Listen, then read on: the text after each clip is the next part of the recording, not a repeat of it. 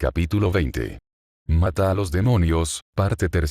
Isa observó cómo caían fuego del cielo. Lágrimas de santa furia carmesí acariciaron el rostro carmesí de Nucería, deslizándose por sus mejillas nubosas para atravesar los cielos, dejando a su paso estelas de ardiente redención.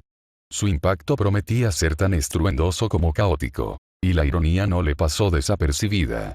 En realidad, sabía que no eran lágrimas de verdad, sino cápsulas metálicas que transportaban una carga preciada. Aún así, era agradable pensar en ellas como tales. Quizás los futuros poetas Eldar y los cronistas humanos describirían los acontecimientos de hoy de esa forma. Nucería ardía bajo el ataque de los demonios, y en respuesta, llegó la salvación. ¡Ay, Dios mío!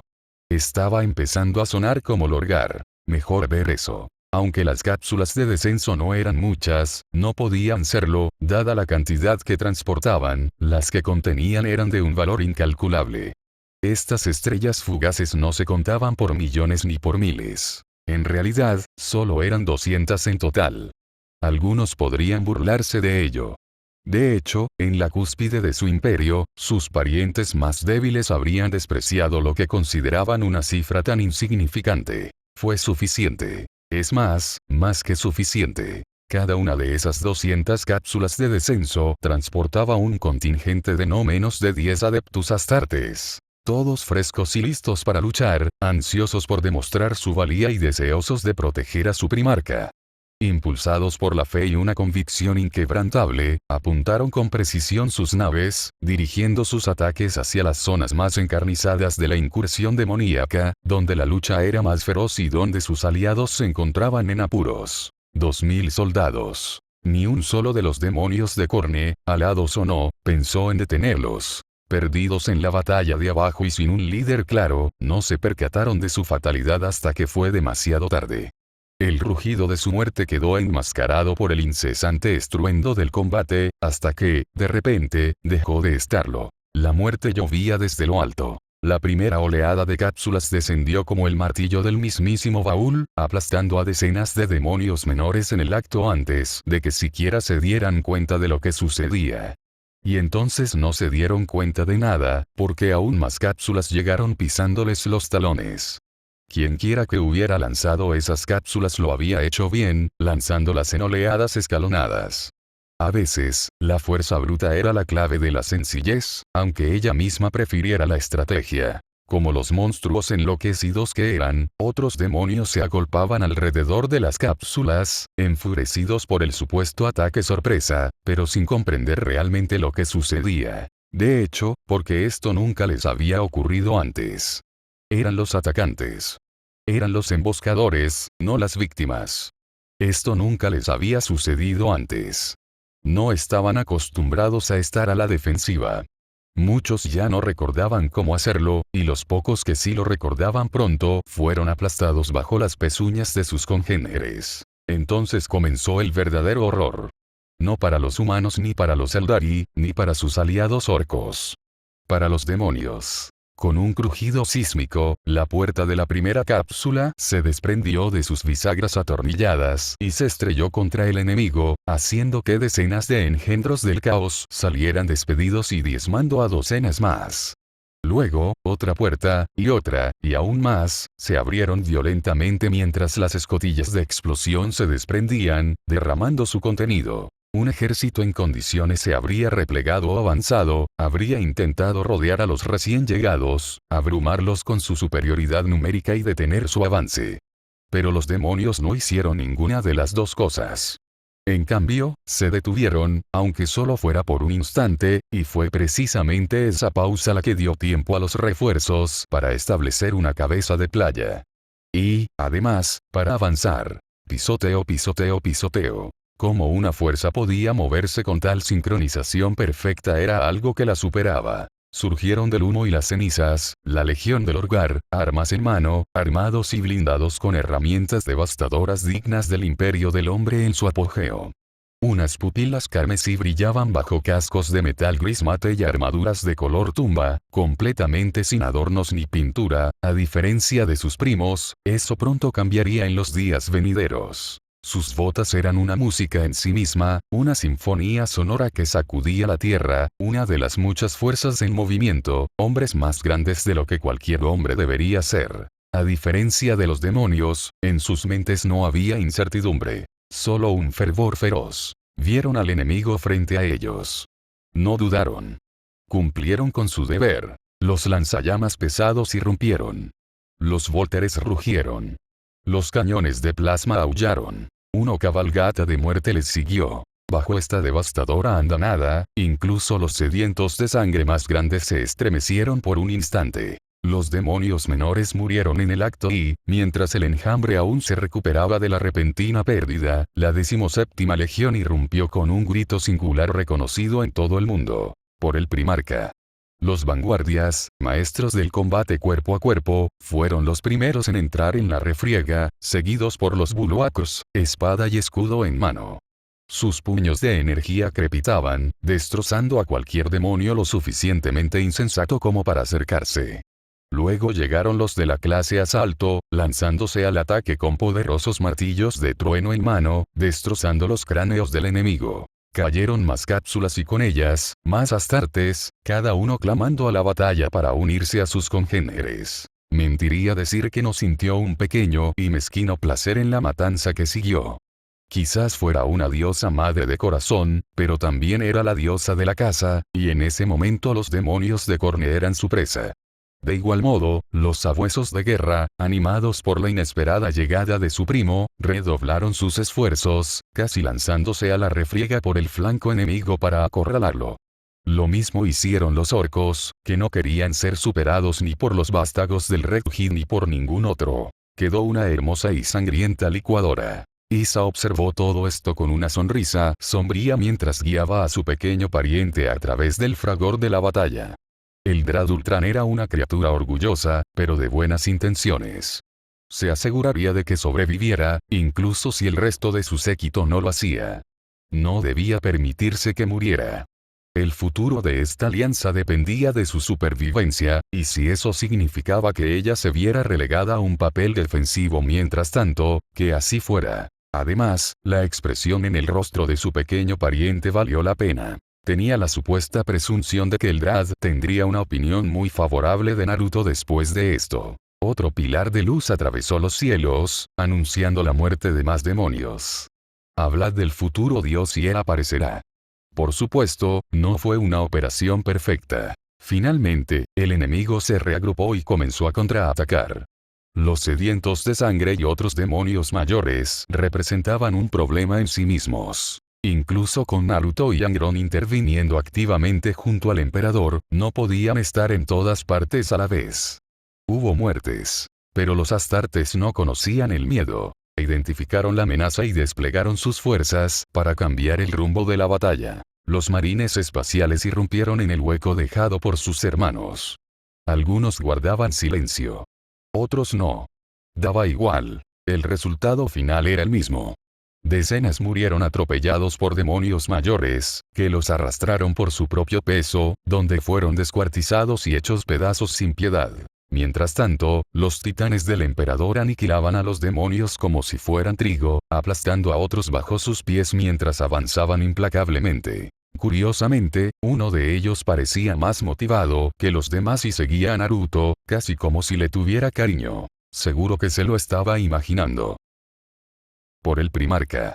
Argeltal, recién nombrado capitán de los soles dentados, un capítulo de la 17ª Legión, fue uno de los primeros astartes en lanzarse a la batalla. Con sus espadas gemelas de hierro rojo en mano, se abrió paso hacia su creador genético. En ese instante, nada más le importaba. Él y los que estaban bajo su mando se especializaban en asaltos con cápsulas de descenso tácticas. Por ello, el mismísimo emperador, bendito sea su nombre, le había confiado el mando de esta operación, encomendándole una única misión tras su despliegue. Protege a mi hijo. Como si hiciera falta decírselo. Él y sus fuerzas habían esperado impacientemente en órbita durante días, anhelando encontrarse con su primarca, pero sus señores les habían prohibido hacerlo por orden expresa. Cuando le preguntaron por qué, los custodes lo reprendieron con dureza, pero él preguntó, incluso cuando le dijeron que conociera su lugar. No entendían, ni él esperaba, que no bastara con observar desde lo alto sin interactuar, para ver a su padre genético, y a quien lo salvó, cuando él y sus hermanos anhelaban rendirles homenaje a ambos. Y así había sido, paciente, a pesar del dolor. En silencio, a pesar de que anhelaba este encuentro. Ya no. Aunque no era un verdadero terrícola de nacimiento, no temía a esos enemigos. Luchó junto a sus hermanos y primos hasta que un Bloodletter rugiente se abalanzó sobre él desde la multitud de cuerpos, solo para verse atravesado por sus espadas junto a otro. Argeltal arremetió con un rugido, clavando sus fieles espadas en 3 demonios más antes de arrojar los cadáveres a la frenética refriega. Ahí. Pudo ver una mota de oro brillante delante. Eso debe ser. Mientras se regocijaba al ver a su Genisire, un Bloodthirster rugiente, 3 veces más grande que él, se desplomó ante sus ojos. Sus hachas se convirtieron en una mancha negra que se dirigía hacia su rostro. No llegaría a tiempo. Un cometa dorado impactó contra el pecho de la criatura desde lo alto, abriendo un agujero en su torso retorcido antes de atravesarlo por completo, dejando su cadáver desmoronarse a su paso. Allí se detuvo un instante, el tiempo justo para limpiarse la sangre de la cara y maldecir con vehemencia antes de sacudir todo su cuerpo. Toda esta maldita sangre me está dando en los ojos. Cabe mencionar que Argeltal desconocía sus orígenes. Había sido traído de un planeta lejano, como tantos otros antes que él, para ser moldeado hasta convertirse en lo que era ahora. Era un Astartes. Era un marine espacial. Y no conocía el miedo. Pero a este hombre, sí lo conocía. Él, junto con muchos miembros de la 17ª Legión, había presenciado sus hazañas y conocía su nombre. El emperador se lo había exigido. Retrasado, lo reconoció y alzó una espada ensangrentada en señal de saludo, su voz resonando por todo el campo de batalla. Salve, venerable abuelo, barón de Brot. Un placer conocerte, y gracias. Contra todo pronóstico, lo oyeron. Naruto Uzumaki giró sobre sí mismo, lo miró y levantó los brazos con exasperación. Tú también no. Argeltal lo saludó de todos modos. El gran dios dorado lo miró fijamente por un instante, pareció a punto de decir algo, pero luego lo pensó mejor.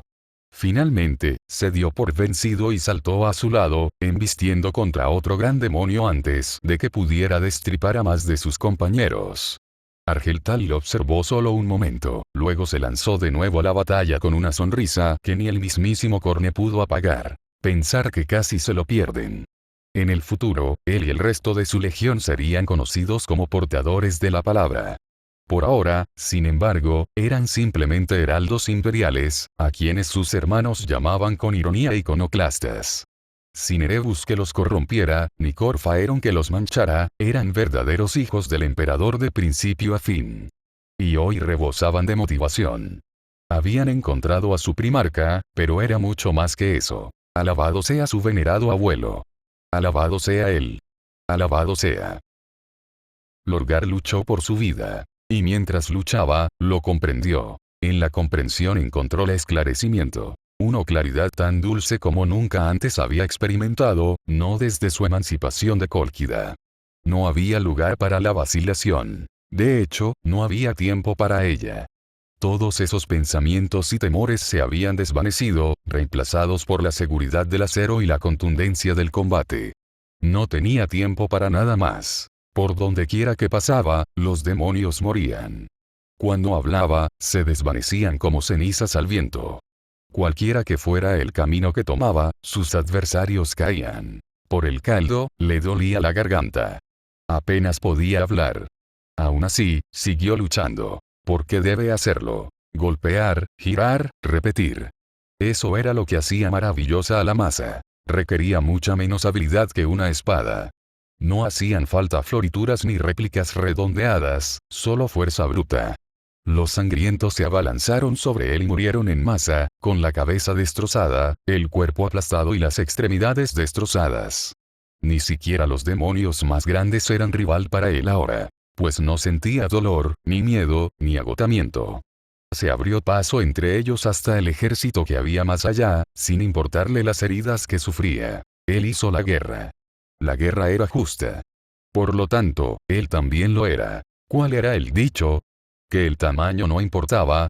Sí, ese mismo. Estaba lleno de la luz y el fuego de su dios y nada podía detenerlo. Extendió una mano hacia las grietas demoníacas, volcando toda su fe y creencia en una última palabra. Fuera.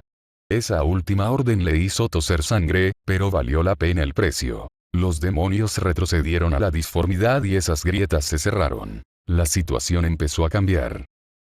Angrón embistió contra un sediento de sangre, saltó sobre su pecho y le cortó la garganta a la criatura. Murió gritando, pero mientras caía, otro se abalanzó sobre él, arañando su armadura, asestándole poderosos golpes con las hachas en la columna. Resistió los golpes como el paladín que era y contraatacó con una puñalada, recorriéndola de arriba a abajo y atravesándola hasta convertirla en una cuerda. No importaba que esas repugnantes criaturas fueran más grandes que él, fácilmente el doble de su estatura. Luchaba con la ferocidad de legiones. Nada podía detenerlo. Mientras tanto, la disformidad le susurraba al oído, prometiéndole poder si tan solo se dejaba llevar por ella. Angrón se rió de todos. No necesitaba excesos, no anhelaba los secretos del universo y no sentía ningún aprecio por esta batalla. Esta era una lucha para cambiar no solo el mundo, sino la galaxia entera. Una oportunidad para cumplir la visión de su padre. No defraudaría. Salvaría a todos en este planeta. Sería un verdadero héroe. Con esa llama ardiente firmemente grabada en su mente, gruñó mientras destrozaba el cráneo de otro sediento de sangre. Corne. Eso es todo lo que puedes hacer. En lugar de responder a su desafío, las divisiones comenzaron a cerrarse. El primarca les gritó: «Cobardes. Enfréntense a mí». Desde lo alto de su trono de bronce ensangrentado, Corne observó cómo la batalla se volvía en su contra. Porque no nos engañemos, la situación estaba cambiando, y no a su favor. No sentía ni desprecio ni ira al respecto.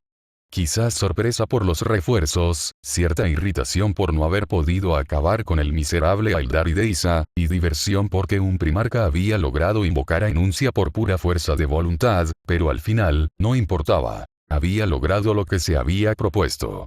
Se podría argumentar que perdió esta batalla, tal vez, pero ganó la guerra. Mientras las fuerzas del anatema estaban distraídas aquí, se sembraron semillas en otro lugar. Ahora solo le quedaba esperar a que echaran raíces. Ya había ganado. Los necios simplemente no se daban cuenta aún.